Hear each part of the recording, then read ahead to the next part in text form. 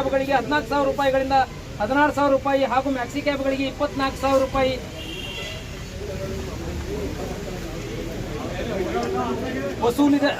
ರೂಗಳಿಗೆ ವಸೂಲು ದಂಧೆ ನಡೆಸಿದ್ದು ಇರುತ್ತದೆ. ಈಗಾಗಲೇ ರಾಜ್ಯ ಸರ್ಕಾರ 3% ತೆರಿಗೆ ಸೆಸ್ಸನ್ನು ಹೆಚ್ಚಿಗೆ ಮಾಡಿದ್ದು, ಡೀಸೆಲ್ ದರ ಸಹ ದುಬಾರಿ ಮಾಡಿದ್ದು ಇರುತ್ತದೆ.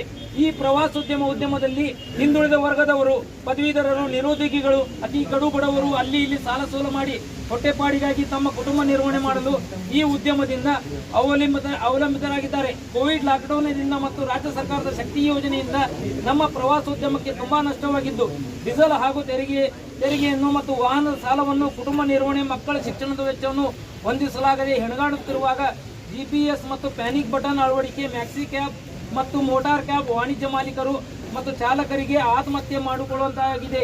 ಆದ್ದರಿಂದ ಈ ಕೂಡಲೇ ಕಡ್ಡಾಯ ಆದೇಶವನ್ನು ಸರ್ಕಾರ ಕೈ ಬಿಡಬೇಕು ಮತ್ತು ತೆರಿಗೆ ವಿನಾಯಿತಿ ಮಾಡಬೇಕೆಂದು ವಿನಂತಿ ಪೂರ್ವಕವಾಗಿ ಕೇಳಿಕೊಳ್ಳುತ್ತೇವೆ.